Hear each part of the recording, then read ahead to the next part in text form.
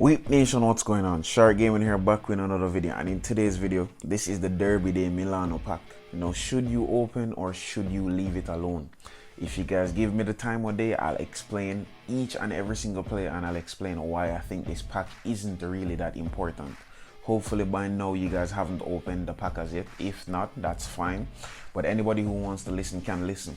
Now, usually, you know, I have a face cam and thing, but I don't really need a face cam for this one. So I'm going to look at each and every player, and I'm going to explain which players are good to open or which players are good to go after and which players I wouldn't really recommend you guys to go for.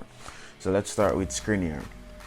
Honestly, I'm not going to lie to you, Skriniar has one of the biggest potential in the game, but he isn't allowed to become one of the best players. The reason why I say that is because, first of all, his form in real life is really inconsistent, not gonna lie to you. And if you check his stats right here, like check the player skills, he only has man marking, blockers, slide tackle, fighting spirit, and heading. For a defender, he needs to have interception and at least aerial superiority, because with the aerial superiority, at least he would win more headers against people like Haaland, Mbappe, etc. You know what I'm saying? That is very important for a defender. The interception trait, I think it's a must. If there's a defender in the game, you have to have interception trait.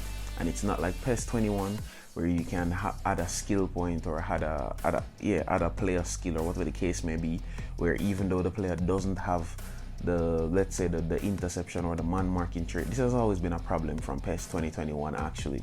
So because he doesn't have it, he may not intercept the ball as good as other defenders would. So honestly, this card is a very risky card. Maybe in a 3 at the back, it would be very effective, but in a 2-man formation, it's not the best. I'm not even gonna lie to you. The good thing about it is that usually in PES 21, he could have played left back as well, but in this one, he cannot. So honestly, I would skip him. Literally, he only goes up 1+1 from his base card, so it's not even that exciting. Honestly, not a card that you should get. That's just my opinion. You guys can comment down below in the comment section if you guys have like a different outlook on it, but that's literally the same thing that I'm thinking. Secondly, Rafael Leao. Now, most people look at Rafael Leao and say, oh my god, Rafael Leao is amazing. He is, but literally this card, if you compare the stats, like if you max out this card in eFootball or eHub or whatever the case may be, and compare it to the base card, literally there are a lot of stats that actually look worse than the base card. Now, let me show you guys something really quick. Let me just show you guys something really quick. I look for left wing. I have this card for Rafael Leao. I also have this card for Rafael Leao. I have, can you stop? I have, where is the left mid? There's the left mid card as well. I have these two cards, the same card, Encore / Player of the Week card for Rafael Leao. And I also have, yeah, and I'm not even going to lie to you guys, these cards are better than this card that's right now in the Milan Derby pack. That's just my opinion. The Milano Derby pack, from his base card, he has -3 to dribbling and he has -3 offensive awareness. That to me is very disgusting. I really think that this card is worth it. It's better you use the base card, or if you already have the Encore pack, you don't need to look for these cards. If you have this card that I look in front of you right now, you don't need to get the Milano Derby pack, or card I should say. That's just my opinion. Moving on, you have Lautaro Martinez. Now, I'm not even gonna lie to you guys, Lautaro Martinez is one of the best strikers in my opinion. He's very good. If anybody has the striker, you can get him. Yes, he's a goal poacher and thing, and he can play second striker and center forward, but it's a nerf to his speed. And honestly, yes, the card does look better in comparison to his base card. So yes, you can get him. But if I'm being completely honest, it's just a medium upgrade card. It's not the best. Yes, he does score a lot of goals, and he is 2-footed, so he can score a lot of goals, but he's not that fast. Surprisingly, when you max him out, you realize that he's not one of those speedy goal poachers like, you know, Mbappe or even Rashford. Even though Rashford is not a goal poacher, but you know what I mean. You know, those speedy forwards like Mbappe, Son, Rashford, etc. Yeah, he's not that quick. I don't know how, even though he's extremely quick in real life, but he's not that quick. But he's 2-footed, and yeah, he's short, because if you look at his height, he's 174 centimeters, so you're not really going to expect him to, you know, score most of the headers, but you can, you know, try with him. So I would advise you guys, if you want, you can get this card. Like if you don't have if you don't already have like a featured Laturo Martinez card, or you never bought the Inter Milan featured pack, the player pack, like the early PES 2022, sorry, eFootball 2022, then yes, you can get this pack. You can get this, try get this player, because he does have some very good player skills, like Marseille turn, cut behind and turn, heading, long range shooting, deep in shot, acrobatic and first time shot, gamesmanship, fighting spirit, etc.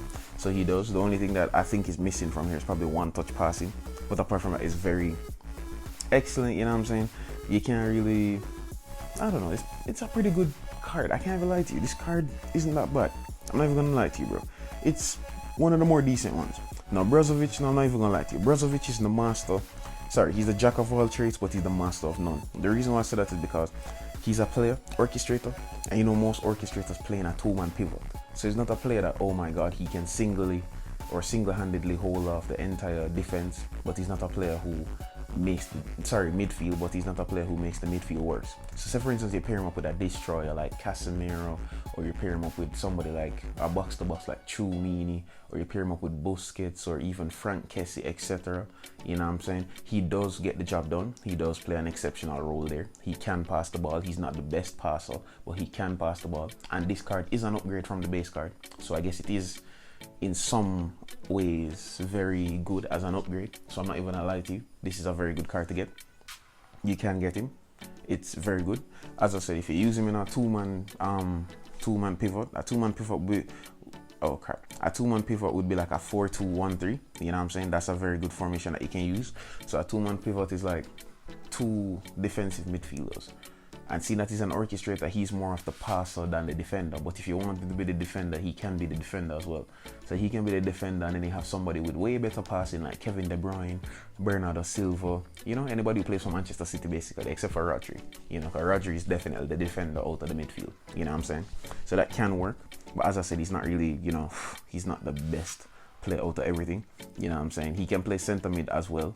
And, you know, his stats go up by maybe +1, +2, depending on how you train him. It's fine. You have Tonali as well. Tonali is literally the same thing as Brozovic. Very good player, I'm not gonna lie to you. But as I said, he's a jack of all trades, but he's the master of neither. So yes, he can defend, and yes, he can pass. But if you're supposed to make a top five list of defensive midfielders / center midfielders who can pass the ball properly or can pass amazingly, you wouldn't put them on the list. You'd have man like Guardiola, Scholes, etc., who are better than him in, you know, some respect, because he is an anchor man. So I guess if you got him, you could play him well beside Brozovic, and two of them together would make, I guess, the perfect midfield. But if you played them in a single pivot by themselves, you'd find that they're lacking in certain areas. So if you're going for them, it's better you go for both of them. Or if you don't already have a midfield player that can play with them, then you need to go for both of them. If you already do, then you don't need to go for either of them. It's as simple as that. You know what I'm saying? They're pretty good though. So you have an anchor man, I have an orchestrator. Those two playing together would be amazing, especially since this one has the double touch, soul control, long range shooting, rising shot, one touch pass, weighted, pinpoint crossing, low lofted pass, and interception. I'm not gonna lie to you, I already have the AC Milan version from the AC Milan pack, and the AC Milan version actually cooks. By cooks, I mean he actually plays very well. So I can't even lie to you guys and tell you that, oh, Tonali isn't a good player in the game, because he is a very good player. So if you guys want, you can get him, but as I said, not that important, not that deep. Now centre back, now I feel like this is the most important or the most valuable centre back in the pack, especially more valuable than Skriniar. Obviously the stats not going, like the rating isn't going to say it the most, but I have a Tomori card, right? Let me show you guys. Yes, so I have a Tomori card. You see this 93 rated Tomori right here. Even though he isn't trained properly, I got him out of the AC Milan pack when I just started eFootball 2022, and literally he is one of the fastest centre backs I've ever seen in my life, and he can play right back as well as centre back. And honestly, centre back with very good defensive awareness and very good, let me show you guys, because you guys, you know, the speed doesn't even describe it, because honestly he's one of the fastest players I've ever played with. In, like, honestly, like, I don't know how, but Tomori is one of the fastest centre backs I've ever played with. So it's crazy, because I feel like as if fast centre backs are really the meta for eFootball 2023, or for any PES really, because usually we used to play back in the day, we used to use Van Dijk, Dillit, You know what I'm saying? Those fast centre backs, the slow ones would always need somebody to pair beside them. That's very, very good if you don't have, like, it's just as simple as that. Now, I don't really understand how this card right here is telling me 78 and 75 acceleration, because when I use him, Tomori is keeping up with Rashford, Haaland, etc. So this is one actually a surprise to me. I feel like I didn't train him properly initially. That's why it's saying 78, 75. But he is very quick. I don't understand how he's only 78, 75 here. As I said, I trained him incorrectly. But to how I've been using him, like my friends literally, or people online as well, get annoyed at me because they literally cannot pass him. When they get the through pass, Tomori always catches them. And in my opinion, fast centre backs are always the meta. And the thing is, his stamina is very good, so he doesn't run out of breath. He doesn't he doesn't lose gas early, if you get what I'm trying to say. So as I said, if you want, this card is actually a must get to get out of the pack. So moving on from Tomori, we have Kalunaglu. Kalunaglu, honestly, you can play him in central midfield and you can play in an attacking midfielder. Now, honestly, from what I've been reading online, you can actually designate certain skills, like you can train him differently for an attacking midfield role rather than a central midfield role. So you don't have to use the allotted training role, and you don't have to train him to be a central midfielder. You can take it up on yourself and train him to be more of an attacking midfielder. It all depends on what you want out of the player, if I'm being completely honest, because he doesn't have to be, you know what I'm saying. But the problem with him is that, honestly, his stats are actually more suited for attacking midfield. When you check it out, like when you guys check it out, his stats are actually more suited for more of an attacking midfielder and not really a central midfielder, because the defensive is not really there. The defensive is not really there. Look at this defensive awareness, tackling, aggression, etc. It's not really there. But the finishing is decent. The low lofted pass, the lofted pass, the tight possession, the dribbling, the ball control. So offensive awareness is 76, but when you max him out, it's going to be more. So clearly this card is clearly suited for more of an attacking role. So AMF is definitely the more suited position for this card. So you guys would actually realize that it's better use, but his form is very inconsistent because you barely see him in A or B form because he's not really performing that well in real life most of the times, or at least to my knowledge at least. So honestly, you won't really be getting the best performances out of him consistently in the game because you're not getting it out in the real life. So yes, the card has huge potential to be very, very well, but because of his wavering form in real life right now, it's really not advised to really go after him. But if you go after him, train him more for attacking midfield than central midfield role. That's basically it. You know what I'm saying? I don't know. I have always liked this card, not gonna lie to you. And as a creative playmaker, they're always good centrally. They're always good in camp. They're always good feeding players, especially in a 4-3-1-2 or any formation 4-2-1-3 that has a cam in it. Plus he can shoot. He has all the shooting traits: knuckle shot, dipping shot, long range shooting, long range curler, scotch moves, like pinpoint crossing. So it doesn't matter where you put him, bro, he can put in a shift. It's just that's just my advisement. Now, last but not least, Oliver Giroud. Honestly, if you guys know Giroud, one of the best finishers in the world, one of the best first-time finishers in the world, one of the best one-time finishers in the world, one of the best super subs in the world. But guess what? Look at this card. I just want you guys to see this for a second. He doesn't have any one-touch shooting. He doesn't have any first-time shot. Imagine that. A player who has made his career out of first-time shots doesn't have the first-time shot / one-time shot trait. Now that doesn't make any sense, because now since he doesn't have the first-time shot or the one-time shot trait, he's not really going to be the most effective. He may not score as much goals as he potentially could. Now I'm not even gonna lie to you, bro. Oliver Giroud, using him as a super sub, is one of the most effective players that I've ever used, especially in a one striker formation. Oliver Giroud as a target man. If you need a Hail Mary when you're in the dying embers of a game and you get a corner or you're spamming in crosses, bro, Oliver Giroud is 100% the guy for you. And I'm not even gonna hide and talk, bro. This is not even a favoritism thing. I guess what? He used to play for Arsenal and Chelsea. I support Manchester United. So clearly it's not a favoritism thing. You know what I'm saying? If you don't have Jan Collier, you can use Oliver Giroud as a super sub and he'll be very effective, bro. He's one of the best target men in the game. You can also start him if you want, but I would advise you to use him as a super sub. So that's just that on that. He's very effective. I love Oliver Giroud, bro. This guy is elegant finishing. So all in all, from this pack, if I'm being completely honest, as I said, Skriniar wouldn't advise to get him. He has a lot of potential, but he doesn't have the sufficient traits to fit a centre back properly in this game.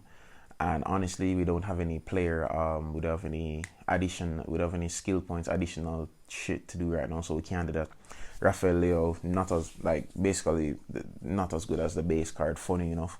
Latura Martinez, very good striker if you want him, but he's not the meta. Meta is quick strikers who, but he can use both feet, so that's good. Can use him probably in a 2-striker formation with Mbappe them. It probably would work.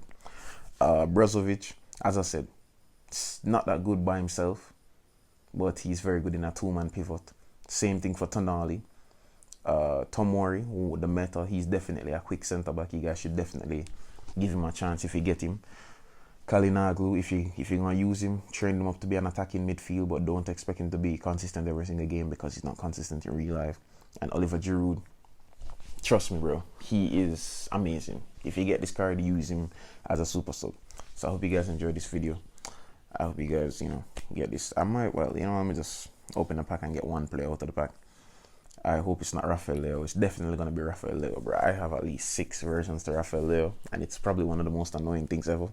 But I just decided to get the players, because why not? You know what I'm saying? It's crazy. Okay. Who should I get out of this pack? Number 77, that's Brozovic, innit? I mean, I could use him right beside like a Casemiro in a game and show you guys like gameplay of it still. It could work. Brozovic, alright, let's see what happens. Hope you guys enjoyed this video. I'm out.